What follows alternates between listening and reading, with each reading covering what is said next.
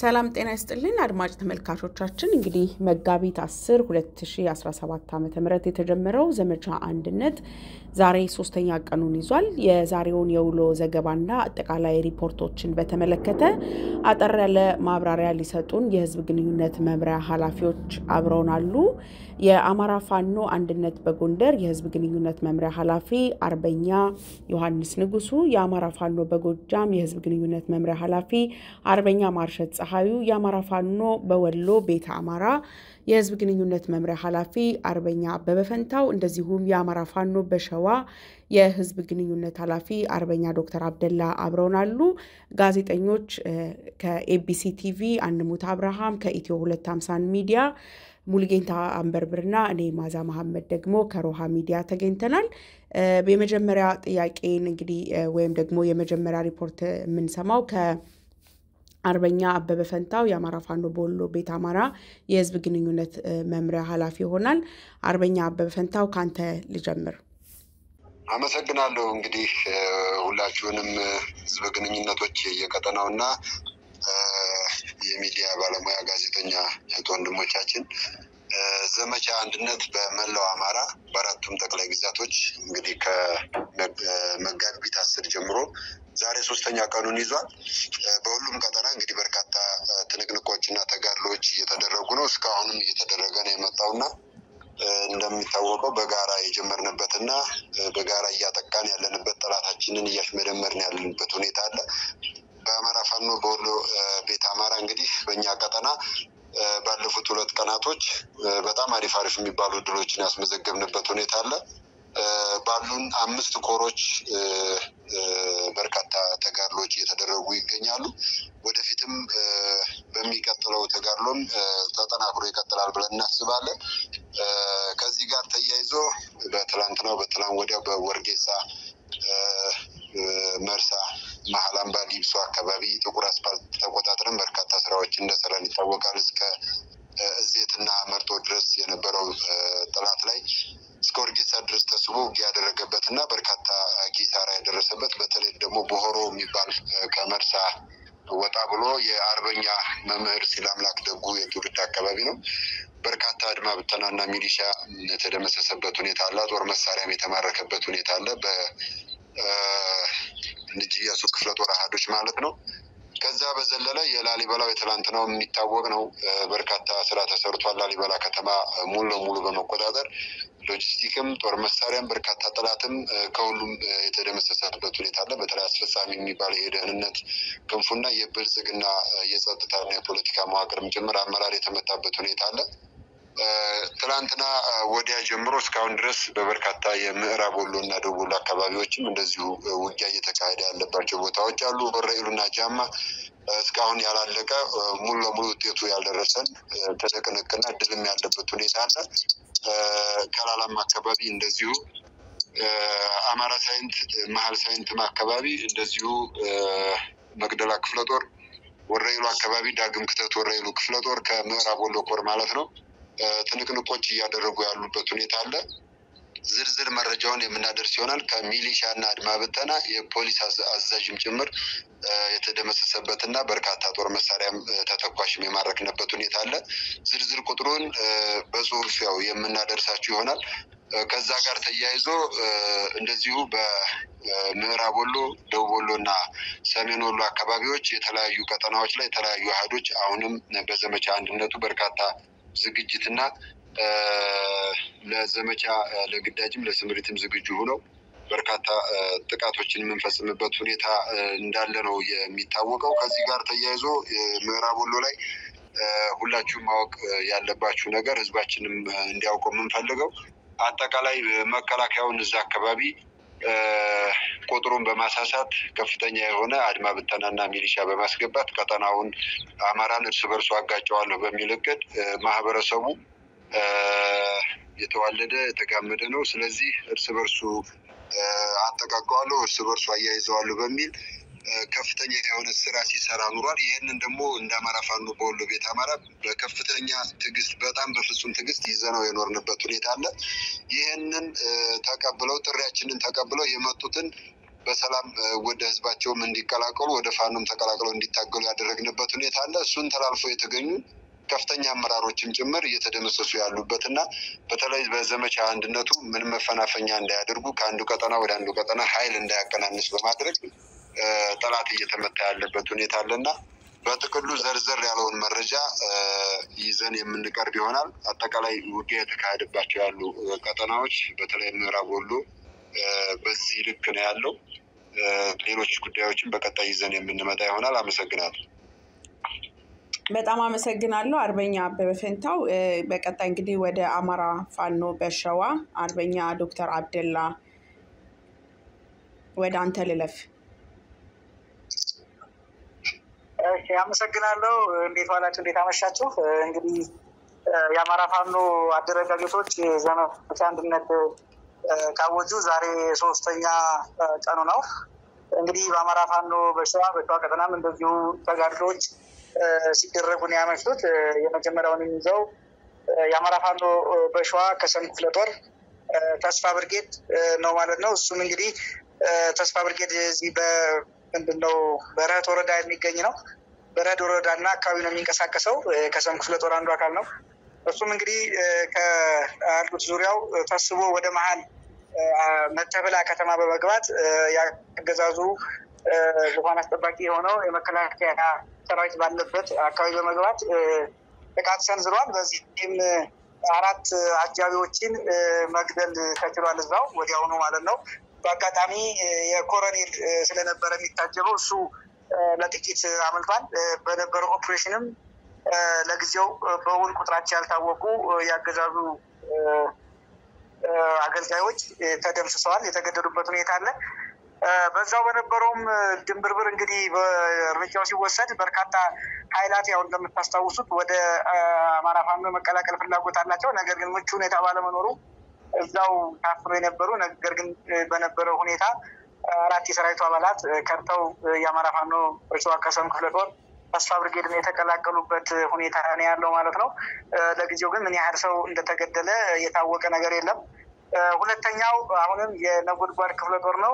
የአማራ ፋኖ በሸዋ ነጎድጓድ ክፍለ ጦር እንግዲህ ደብረ ብርሃን እና ዙሪያው አካባቢ ነው የሚንቀሳቀሰው። 5 ወረዳዎች ላይ ይንቀሳቀሳል።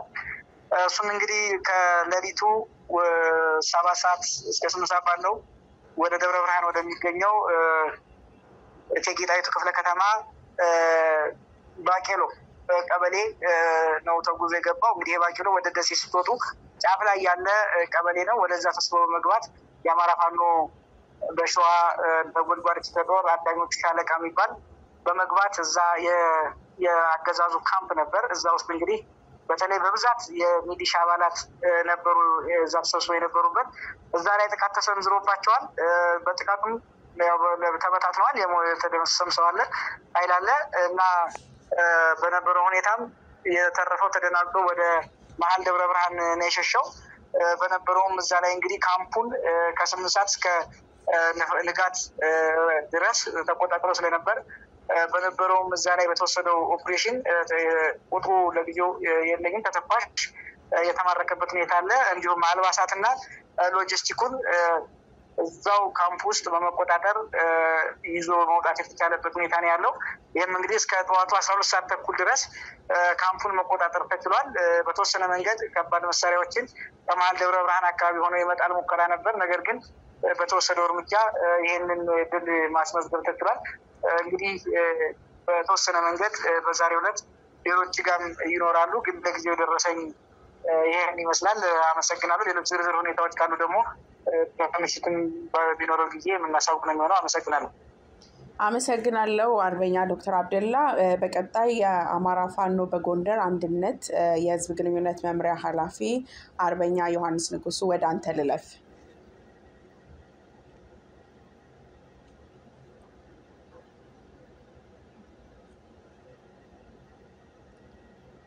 ይሰማል? እሺ ምናልባት ዮሐንስ እስከሚመለስ ድረስ ይሰማኛል። እሺ ወንድሜ አመሰግናለሁ ማዛ። በቅድሚያ የአማራ ፋኖ አንድነት በጎንደር የሚል ሙሉ መጠሪያችን ስለሆነ በዚህ መንገድ እንዲያዝ ፈልጋለሁ። ከዛ ውጭ የአማራ ፋኖ አንድነት በጎንደር የአማራ ፋኖ በአጠቃላይ በአራቱም ማዕዘናት እያደረገ ያለውን ተጋድሎ በመቀላቀል በተለይ ከመጋቢት 10 2017 ዓ.ም የጀመረውን ዘመቻ አንድነት የተሰኘ ዘመቻን በመቀላቀል የተለያዩ ስራዎችን እየሰራን ተግባሮችን እየፈጸምን ነው የምንገኘው። በተለይ ወታደራዊ ማጥቃቶችን እና በእነዚህ ወታደራዊ እንቅስቃሴዎች ቀደም ሲል ለሁለቱ ቀናት መጋቢት 10 እና መጋቢት 11 የነበሩት ወደ ውጊያ ድሎችን በሙሉ ለህዝብ ያደረሰ መሆኑ ይታወቃል። በዛሬው ዕለት ደግሞ መጋቢት 12 2017 ዓ.ም ያሉት መረጃዎች እንደሚከተለው አቀርባለሁ። ሶስተኛ ቀኑን ባስቆጠረው ዘመቻ አንድነት የጎንደር ግንባር ሶስተኛ ቀን የተገኘው ወደ ውጊያ ድሎች መካከል የሚከተሉት ይገኙበታል። በማዕከላዊ ጎንደር ዞን በምስራቅ ደንቢያ ዋና መቀመጫ የሆነችው ዋና ከተማዋን ቆላድባን በመቆጣጠር እንዲሁም በአቅራቢያው ሰፍሮ የነበረውን የጠላት ኃይል በመደምሰስ መሽጎ የነበረውን ጠላት ሙትና ቁስለኛ በማድረግ ጀብዱ እየፈጸመ ሲሆን በተለይ የታድሎ ብርሃን ክፍለ ጦር በጎንደር ከተማ ቅርብ ርቀት በተመሳሳይ ጉምብሪት የተሰኘ ልዩ ቦታ ላይ የሰፈረውን ኃይል እንደዚሁ በመምታት ጠላት ላይ ቁሳዊና ሰብአዊ ጉዳት ማድረስ ሲቻል ከ31 በላይ ሙት ከ18 በላይ ጠላት ቁስለኛ የሆነበት ድል ተመዝግቧል ማለት ነው። በማዕከላዊ ቀጠና በተመሳሳይ በማዕከላዊና ሰሜን ምዕራባዊ ጎንደር ቀጠና ጠላት በደረሰበት ምትና እንዲሁም ወታደራዊ እንቅስቃሴ የፋኖን የቀጠናውን የፋኖ ወታደራዊ ቁመናና ንቅናቄን ከግምት ውስጥ በማስገባት በፍጥነት ወጥቶ ለቆም የሄደባቸውን በሰፊ ቀጠናዎችን በቀጠናው የሰራዊታችን ተረክበው ከህዝብ ጋር ተገናኝቷል ማለት ነው። ለምሳሌ በታች አርባጭሆ ወረዳ ሙሴባም፣ ኩርቢ፣ ማሂን፣ ዋሊያ፣ እርጎዬና ጅንግር ከተሞች በዘመቻ አንድነት ነፃ የሆኑና ፋኖ የገባባቸው ቦታዎች ናቸው። በቁጥጥራቸው ስር የገቡ ናቸው። በሌላ በኩል በማዕከላዊ አርማጭሆ ወረዳ በተመሳሳይ ሌላ ወረዳ አለ። ዳንጉራና ታጉር እንዲሁም ሞገሴ የተሰኙ ከተሞችን በዚህ ቀጠና መቆጣጠር ችለናል ማለት ነው በዘመቻ አንድነት። በጠገዴ ወረዳ ደግሞ ሰጋሉና አዴት ከተሞች በዘመቻ አንድነት በወገን ቁጥጥር ስር የገቡ የጎንደር ግንባር ከተሞች ሲሆኑ ብዙ ሰራዊታችን በደስታ እየተቀበለ ይገኛል። በሰሜናዊ ጎንደር ቀጠና አድርቃይ ወረዳ አድርቃይ ከተማን በትላንትናው ዕለት መቆጣጠር የተቻለ ሲሆን በዙሪያ ያሉ ቀበሌዎችና ትንንሽ ከተሞች በተመሳሳይ በቁጥጥር ስር የገቡበት የጠላት እንቅስቃሴ የተገደበበትና እንዲሁም የጠላት መዋቅር እያፈረስን የምንገኝበት የሰሜኑ ቀጠና ነው ማለት ነው። በደቡባዊ የጎንደር ቀጠና ደራ ሐሙሲት በአገዛዙ ሹመኞች ላይ ያነጣጠረ ጥቃት በማድረስ 7 የጠላት ሹመኞችን የተደመሰሱ ሲሆን በተመሳሳይ ከፍተኛ ወታደራዊ አመራሮቹ ማለት ሻለቃና ኮሎኔሎችን ኮሎኔል ሳይሆን እንዳልቀረ የተገመተ አንድ አመራር የጠላት ሰራዊት አመራር የሆነ ማለት ነው በአዲስ ዘመን ከተማ በተደረገ ወደ ውጊያ ጨበጣ ውጊያ የተደመሰሰበት ሁኔታ አለ። ይህን በዝርዝር አጣርተን የምናሳውቅ ይሆናል። ማንነቱንና ኃላፊነታቸውን በተመለከተ በዝርዝር በማስረጃ የምናቀርብ ይሆናል።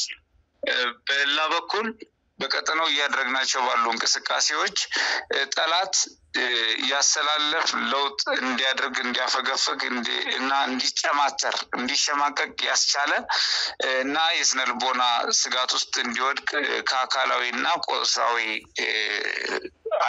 ውድመት በተጨማሪ ስነልቦናዊ ጣጣ ውስጥ የገባበትና ለእንቅስቃሴ የማይችልበት አንዱ ለአንዱ ለመድረስ የማይችልበት አጣብቂኝ ውስጥ ገብቶ የሰራዊት እንቅስቃሴ የተገደበበት እንዲሁም ደግሞ ለራሱን ለመጠበቅ ብቻ ከከተሞች እየተነጠለ በተራራ ላይ በቆፈራቸው ምሽጎቹ የቀብሮ ምሽጎቹ በመግባት እዛ በሽቆ ያለበት ሁኔታ ነው ያለው። በጎንደር አብዛኛው ቦታዎች በቋራም በደቡባዊ የጎንደር ቀጠናም እንዲሁም በበለሳና በጎንደር ዙሪያ በሰሜን የጎንደር ክፍል እንዲሁም ሰሜን ምዕራብና የአርማጮ ክፍሎች በተለይ የተደረጉ አውደ ውጊያ ድሎችን በዝርዝር ለተከታታይ ቀናት እያደረስን ቆይተናል። አሁንም ወታደራዊ እንቅስቃሴዎች የዘመቻ አንድነት ተጠናክሮ እየቀጠለ ይገኛል። መዓዛ በጣም አመሰግናለሁ አርበኛ ዮሐንስ ንጉሱ። በቀጣይ ወደ አማራ ፋኖ በጎጃም ህዝብ ግንኙነት መምሪያ ኃላፊ አርበኛ ማርሸት ፀሐዩ አልፋለሁ። ማርሸት ወደ አንተ ልምጣ። አመሰግናለሁ መዓዛ። ሁላችሁም እንኳን ፈጣሪ ያገናኘን ለማለት እወዳለሁ። ሶስተኛ ቀኑን በያዘው የዘመቻ አንድነት ጠላት ላይ የድምሰሳ ስራ የመስራት ኦፕሬሽን በሌላው ክፍለ ሀገር ያለው እንደሰማችሁት ነው። እንግዲህ አማራ ፋኖ በጎጃም ሶስተኛ ቀኑን በያዘው ኦፕሬሽን ላይ ዛሬም እንደዚሁ በርከት ያለ መሳሪያና የጠላት ሎጂስቲክ ማርኳል፣ ከተሞችንም አስለቅቋል።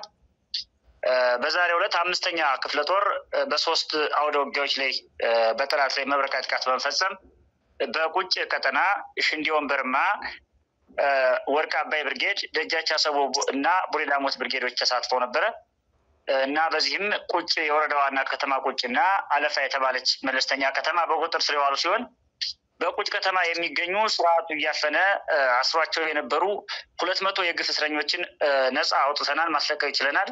በሰላም ወደ የቤተሰባቸው ገብተዋል። እንደዚሁም ብልጽግና በህገወጥ መንገድ ከአካባቢው ካለ የክፍለ ጦር አዛዥ ጋርና በታንክ የተደበቁ ካድሬ በጋራ በመመሳጠር 7000 የሚጠጋ ኩንታል ማዳበሪያ አግተው ደብቀው በመካዘን ውስጥ በውድ ዋጋ ለገበሬው ለመቸርቸር ያሰቡትን ማዳበሪያ ጭምር ማርከን ለማህበረሰቡ ለማከፋፈል ዝግጅታችንን ጨርሰናል። የአካባቢው ማህበረሰብም ከምን ጊዜውም በላይ ደስተኛ ሆኖ ተቀብሎ ይገኛል። ሶስተኛ ቀኑን በያዘው ዘመቻ አንድነት በአማራ ፋኖ በጎጃም በ5ኛ መንገሻ ቲከም ክፍለ ጦር በቁጭ በሽንዲ በወንበርማና ባለፋ ከተሞች ላይ በተሰራው የጠላት ድምሰሳ 3800 የሚደርስ ተተኳሽም ተገኝቷል። የነፍስ ወከፍ መሳሪያ አብራራው፣ ምንሽር፣ ሰሜን ክላሽ፣ ኤስኬስ የሚባልና ሌሎች መሳሪያዎችም ጭምር ተገኝተዋል። በዚህም ወንበርማ ብርጌድ፣ ወርቅ አባይ ብርጌድ፣ ደጃች አሰቦ፣ ቡሬ ዳሞት ብርጌዶች ተሳትፈዋል። ቁጭና አለፋ ከተሞች እንደነገርኳችሁ በቁጥጥር ስር ናቸው። በአጠቃላይ በወታደራዊ እንቅስቃሴያችን ውስጥ ዛሬ ሶስተኛ ቀኑን በያዘው ኦፕሬሽን ከጎጃምን ከቢዛሞ የሚያገናኘው ዋና ቀጠና ነው በቁጥጥራችን ስር የዋለው።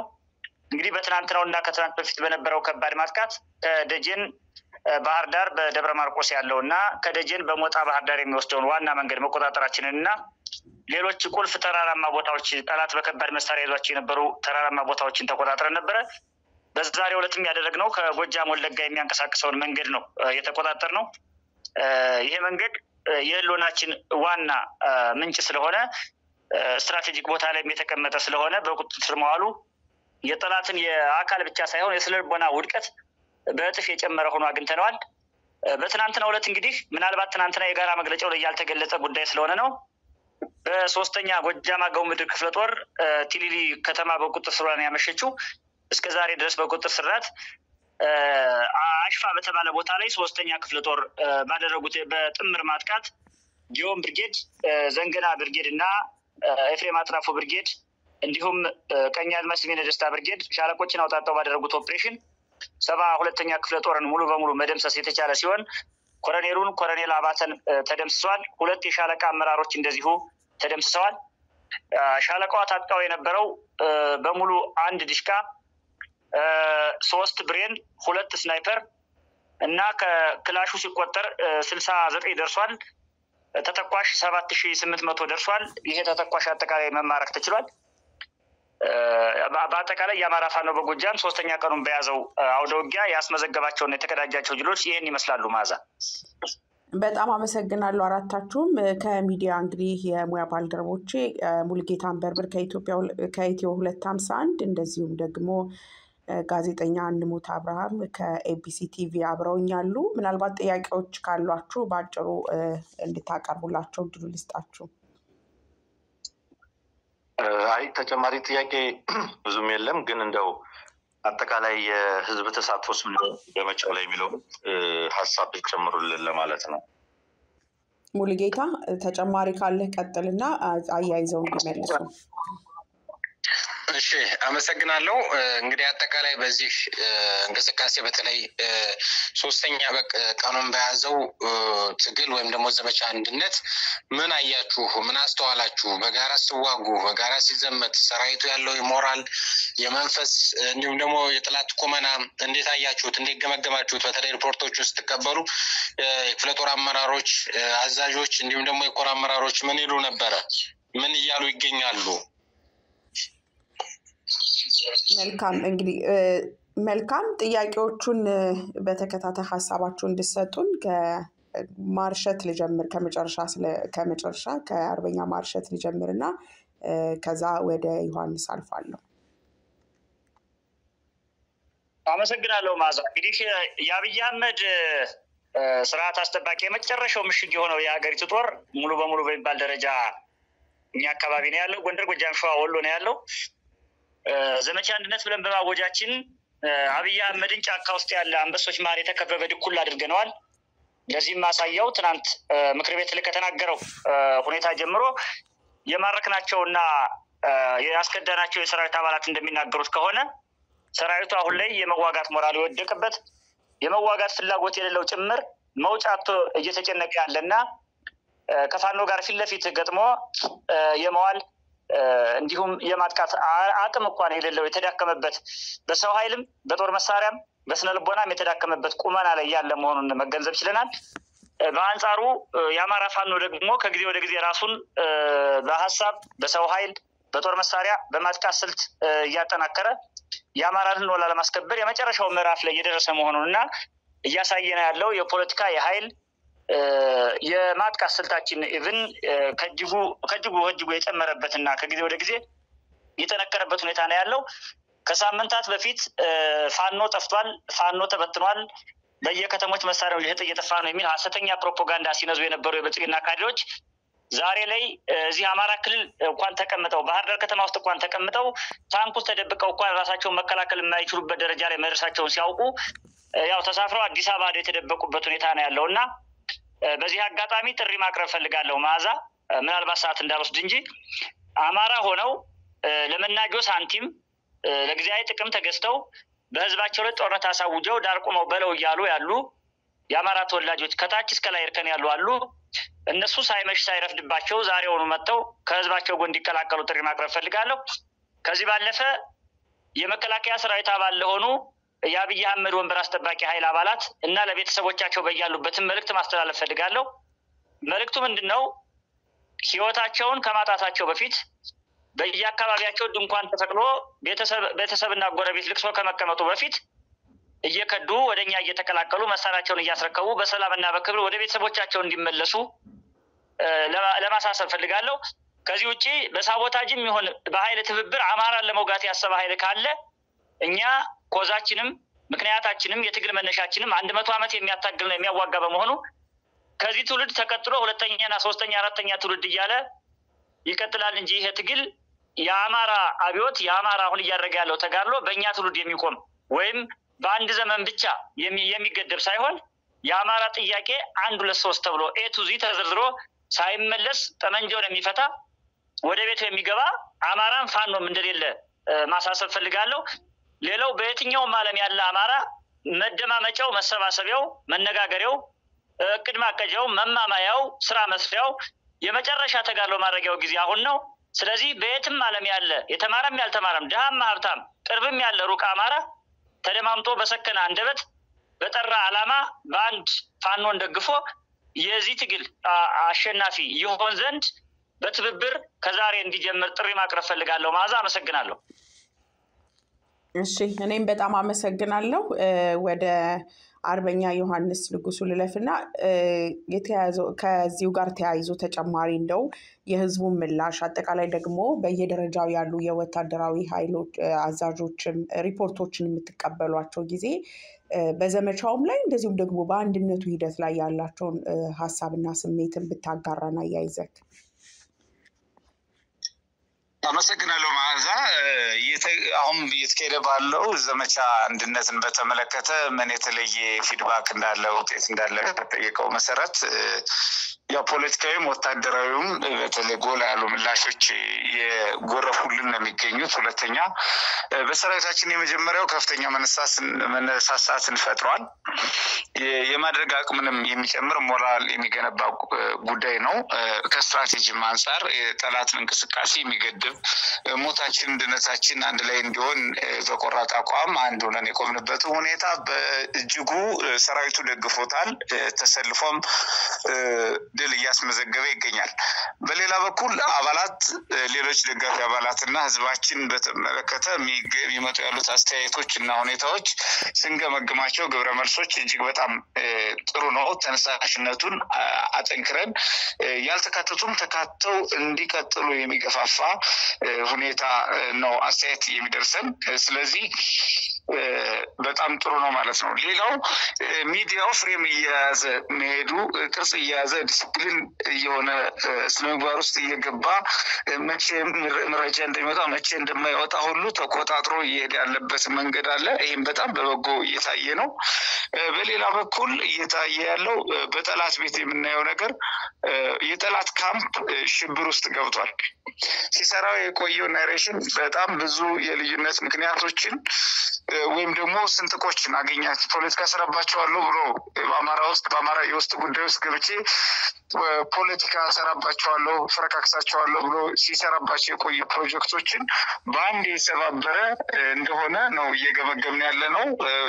ፖለቲከኞችም ለማህበረሰብ አንቂዎችም በህብረተሰብ ውስጥ በሳር ሰዎች እየሰጡን ያሉት ሀሳብና አስተያየት ይህን ይመስላል እና በጥቅሉ እንደኛም ስንገመግመው አጠናክሮ መቀጠል ያስፈልጋል። ሁለንተናዊ አንድነት ደግሞአለው የሚያረጋግጥ አሁንም እንቅስቃሴ ተጠናክሮ መቀጠል አለበት። ወታደራዊ ብቻ ሳይሆን ማህበረሰባዊም ስብራት መፍጠር የሚፈልገው ብልጽግና ወይም ደግሞ ብአዴን እየተሸነፈበት መሆኑን አውቀን እየተሸነፈበት ያለው የራሱ የጠላት ስስብልት የኛ አንድነት መሆኑን የገመገምንበት ስለሆነ በጠላት ስስብልት በእኛ አንድነት መሆኑን አውቀን በጥንካሬ ልንሰራ ይገባል። ለድል ልናበቃ ይገባል። አደራችን ዳር ልናደርስ ይገባል። ከምኩራቡ ልናደርሰው ይገባል ትግሉን ለማለት ወዳለው ማዘር በጣም አመሰግናለሁ አርበኛ ዮሐንስ ንጉሱ። ወደ አርበኛ ዶክተር አብደላ ወደ አንተ ልምጣና ተጨማሪ ሀሳብ ካለ በዚሁ ላይ አስተያየት እንድትሰጠን። እሺ አመሰግናለሁ ማዚ። ያው ብዙም ብሎታል ወንድሞቼ። እንግዲህ የማህበረሰቡን ምላሽ በሁለት ከፍለን ልናየው እንችላለን። አንደኛው ማህበረሰብ የምንለው ቀጥታ እዚህ ተሳታፊ የሆነው ማህበረሰብ ነው። እሱ ማለት ከኛ ጋር ጦርነቱን እየተካፈለ በቀጥታም እንዲሁም ደግሞ በተዘዋዋሪ ድጋፍ በመስጠት ላይ ያለ የማህበረሰባችን ክፍል አለ። እጅግ በጣም ደስ የሚል ትብብር ያለበት ነው። እንደ እስከዛሬ ይሄን አቅርቡ፣ ውሃ አቅርቡ፣ ምግብ አቅርቡ ይባል ነበር። እንደዚሁም ኮሚቴ ተዋቅሮ ጭምር ይሰራ ነበር። አሁን ግን በሚገርም ሁኔታ ማህበረሰቡ ውስጥ ገብቶ ቁስለኛ ለማግለል ያለው ፍላጎት ሲተኮስ ኢቭን በእልልታ ጭምር ነው። እውነቴን ነው እና እልል እያለ ጭምር ነው የማህበረሰቡ አካል እልል እያለ የሃይማኖት አባቶች ጸሎት እያደረጉ አቅመ ደካሞች በሰላም ግቡ ብለው መርቀው ሲሸኙ ሲታይ በጣም የሚያኮራ ነው። ምክንያቱም እስከዛሬ የነበረው አንድ ሰው ለመሞት እየሄደ መርቆ ልጁን ቤተሰቡን የሚሰጥ ማህበረሰብ እምብዛም አልነበረም በተለይ በእኛ እድሜ። አሁን ግን ያ ነገር ሁሉ ተቀይሮ በእልልታ በጸሎት እናቶች አብረው ጭምር ውሃ ለማቅረብ በሽሚያ እንደስከዛሬው ሳይሆን አሁን እኔ ላቅርብ እያሉ ሰው በፍላጎት ውስጥ የመግባት ፍላጎት ሞትን በቃ የመግፋት እና በቃ ሞት ምንም እንደማያደርግ የመቁጠር ነገር ነው የሚታየው። በተለይ እኛ በቅርብ ርቀትም ስላለን በተለይ የዚህ ከተማ ደብረ ብርሃን አካባቢ ላይ እኔ እንኳን በአየሁት በጣም አስደማሚ ሆኖ ነው ያገኘሁት። የማህበረሰቡ ምላሽ በቃ ትግሉን የኔ ብሎ ይዞታል። እንደውም ረዘመብን ቶሎ መጨረስ አለብን የሚል ምላሽ ነው እየሰጠ ያለው። በጣም ደስ የሚል ነው። በሌላ መንገድ ትልቁ በቃ ለአማራ ህዝብ እውነቴን ነው። ከየቦታውን የማይደውል ሰው የለም። አንድ ልኮሉልን ነው ወይ አንድ መሪ ድርጅት ሊወጣልን ነው ወይ የሚል በተለያየ መንገድ ለእኛ ምስጋና አለ። በቃ የኩራት በተለይ ወታደራዊ ትብብሩን ብዙዎች ከተለያዩ ክፍለ ሀገር ያሉ በበጎ እያዩት በጎ ምኞታቸውን ብቻ ሳይሆን እንደሚሆን እርግጠኛ የሆኑበትን በእርግጠኝነትም በቃ ሆነ ብለው በማመን ደረጃ የደረሱበት ሁኔታ ነው ያለው። በእጅግ ጥሩ የሆነ ምላሽ ነው ያገኝንበት። በሌላው መንገድ አገዛዙ ቤት ደግሞ በጣም የመደበላለቅ ነገር ነው ያየ ነው። ኢቭን አንዳንድ ከተሞች ያለ ውጊያ ሲስፋፋባቸው የነበሩ ከተሞችን ያለ ውጊያ እየለቀቀ እቃውን እየያዘ ወደ መሀል የመሰብሰብ ወደ መሀል ከተማ የመሰብሰብ የወረዳ አንዳንድ ንዑስ ወረዳ ቀበሌዎችን የመልቀቅ ነገር ከውጊያ በፊት አይተናል። ይሄ ሽብር ነው። በሌላ መንገድ የፋኖን እንቅስቃሴ በውጭ ያሉ ዲፕሎማቶች ወይም እንደዚህ ታዋቂ የሚባሉ ድጋፍ የመስጠት ምናልባትም ከዚህ በፊት ባለው ጊዜ የአማራን እንቅስቃሴ የአማራን ትግል የፋኖን ትግል ይቃወሙ የነበሩ ትላልቅ ዲፕሎማቶች ዛሬ ሲደግፉ ያየንበት ሁኔታ አለ። ለምሳሌ እንደነ ማርቲን ፕላውት የመሳሰሉ ሰዎች ትናንትና የአማራን ትግል የማይደግፉ በተለይም አማራ ጠል የሆነውን ኃይል በስፋት የሚደግፉበት ሁኔታ ነበር። ዛሬ ግን ያን ነገር አቋማቸውን ሁሉ ቀይረው የአማራ ፋኖን ምንድነው ትግል የአማራውን ሕዝብ ትግል እየደገፉ ብቻ ሳይሆን እያስተዋወቁት እያየን ነው። እንደውም ይህ በተለይ ይሄ ዘመቻ አንድነቱን በቃ በደንብ አድርገው ፕሮሞት እያደረጉት ያየንበት ነው ማለት ነው። ይሄ እንዳጠቃላይ ሲታይ ዘመቻ አንድነቱ ምናልባትም የዘገየ ግን ደግሞ ለህዝባችን ትልቅ እፎይታ የሚሰጥ በድል ደረጃም ደግሞ በጣም የሚያኮራ ነው። በተለይ ሸዋ ላይ አሁን ባለው የተለያዩ ውጥረቶች እንኳን ቢኖሩ ማህበረሰቡ ግን ትልቅ ተስፋ የጣለበት ነው እና በእኛ በኩል እንደ አማራ ፋኖ በሸዋ ትልቅ ምርታ ያየንበት ነው። ምናልባት በቀጣይ እነዚህ ነገሮች ተጠናክረው ሲሄዱ ከዚህ በላይ ደግሞ ብዙ ነገሮችን እንደምናይ ተስፋ እናደርጋለን። ይበቃኛል። አመሰግናለሁ ማለት ነው። እሺ፣ አመሰግናለሁ አርበኛ ዶክተር አብደላ። በመጨረሻ እንግዲህ አርበኛ አበበ ፈንታው አለ። ማጠቃለያ ሀሳብ ስጠንና እንጨርስ። አመሰግናለሁ። ያው ብዙ ነገሮቹ ተጠቅሰዋል። ከመጀመሪያው ጥያቄ ጋር ተያይዞ ያልጠቀስኩት እንዳለ ምዕራብ ወሎ ኮር አማራ ሳይንት መቅደላ ክፍለ ጦር ኮሬብና ደብረ ዘይት ከተሞችን ተቆጣጥሯል። ከአሁን በፊት የተቆጣጠርናቸው እንዳሉ ሆኖ ማለት ነው። ይህም ይያዝ በዜናው ያካተትነው ነው። ይደርሳችኋል ሁላችሁም። ከዛ በመቀጠል አሁን ወደ መጣው ጥያቄ ስመጣ ህዝባችንም ሰራዊቱም እጅግ በጣም ደስተኛ ነው። አንድነቱን ነው ተስፋ አድርጎ እየጠበቀ ያለው። በዚህ በያዝነው ወርም ጭምር ተጠናቆ የአማራ ፋኖ ወደ አንድ ሴንትራል ኮማንድ እንዲመጣ የህዝብም ጥያቄ ነው። በሙስሊሙም በክርስትናውም የሃይማኖት አባቶችም ጭምር በየእምነቱ በዱዓም በጸሎትም የያዙ እናት አባቶቻችን ጭምር ወደ አንድነት እንዲመጣ እያሉ ስለነበር በዘመቻ አንድነቱ በየቤቱ ሁሉም መረጃው አለው። እንደሚታወቀው ከፋኖን ትግል የተከታተለ ባለቤትም ስለሆነ ሀሳብ አስተያየቱን እየሰጠ ምክሩን እየለገሰ የመጣ ህዝብ ነው። በጣም ደስተኛ ነው። በዚህ እኛም በጣም ደስተኛ ነን በህዝባችን መደሰት። ከዛ ውጭ ሰራዊቱ ራሱ በጣም ደስተኛ ነው። ሰራዊቱ ለውጡን ያየዋል። እዛው ለውጡን እንዲያየት ያየዋል። ሰራዊቱ እንደነገርኳችሁ በዚህ በዘመቻ አንድነት ጠላት በጣም የሚከብደውና ሊያደርገው የማይችለው ነገር ከአንድ ቀጠና ወደ አንድ ቀጠና ኃይል ማቀናነስ አይችልም። የተደጋጋሚ የሚገልጸው ነገር አንዱና ትልቁ ነገር እሱ ነው። ኃይል በማቀናነስ ነው ውጊያ የሚያደርገው። ለምሳሌ ጎንደርና ወሎን ብንጠቅስ በላስታ አሳምነው ኮር ግዙፉ ላስታ አሳምነው ኮር እና በሜጀር ጄኔራል ውባንት አባተ ኮር በኩል ያሉ የጠላት እንቅስቃሴዎችን ስታይ እዚህ ጎንደርና ወሎ አካባቢ ከዛኛው ወደዚህኛው ከዚህ ወደዛ ኃይል አቀናንሶ የመዋጋት እድሉ ሙሉ ለሙሉ ይገደባል ማለት ነው።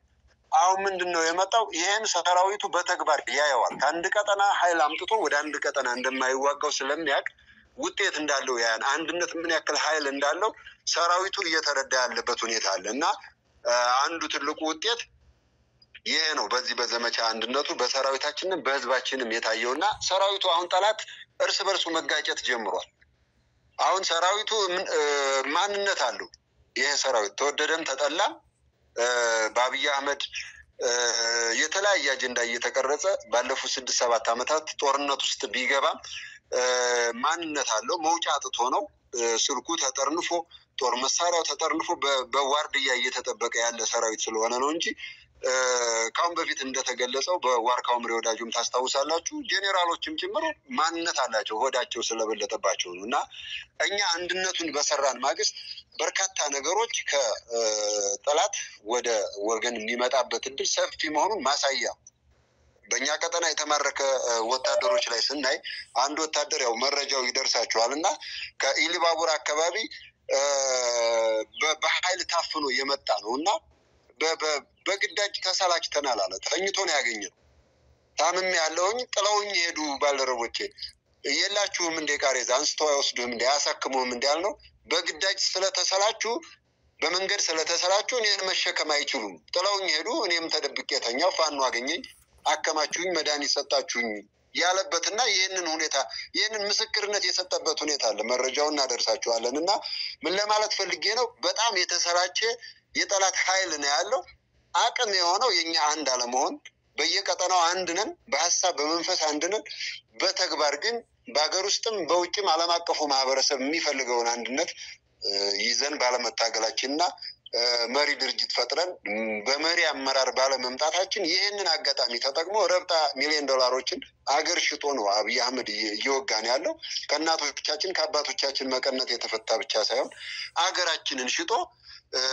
በዶላር ለውጧት ነው መልሶ ራሳችንን እየወጋን ያለውና ስለዚህ ይሄ በዚህ ሁኔታ ጠላት የተዳከመበት ሁኔታ አለ ይህንን አይተንበታል በቃ ከምንም በላይ ካሁን በፊት የምናውቀው ነው አሁን ደግሞ የበለጠ ሰራዊታችን የተረዳበት በአንድነት ካልሆነ በተቀናጀ መንገድ በመላው አማራ ካልሆነ አልዋጋም ሁሉ የሚልበት ሁኔታ ነው የተፈጠረው ይሄ ደግሞ መልካም አጋጣሚ ነው አንድነቱን ግረኛ ሰራዊቱ በዛ ደረጃ ሲይዘው ይመጣል ህዝቡ ይዞታል ይሄንን ነገር ታዝበንበታል ሁሉም ደስተኛ ነውና ዘመቻ አንድነት በጣም ምርጥ የሚባሉ ጅማሮችን ስሪቱ ለሆነው ለአማራ ህዝብ አንድነት ስሪቱ ለሆነው ለአማራ ህዝብ ማሳያ ነው አሁንም የበለጡ ስራዎችን ሰርተን ወደ መጨረሻው መዳረሻችን ወደ ድልና ነጻነት የሚያደርሱንን መንገዶች የጀመርንበት ነውና ይህንን አጠናክረን እንቀጥላለን በጣም አመሰግናለሁ እግዚአብሔር ያክብራችሁ በጣም እናመሰግናለን ሁላችሁንም በዚህ አስቸጋሪ ሁኔታ ውስጥ እንደዚህ የተቀናጀና የተደራጀ በጋራ የሆነ ዝርዝር ሪፖርቶችን ስላቀረባችሁልን በጣም እናመሰግናለን እግዚአብሔር ያክብርልን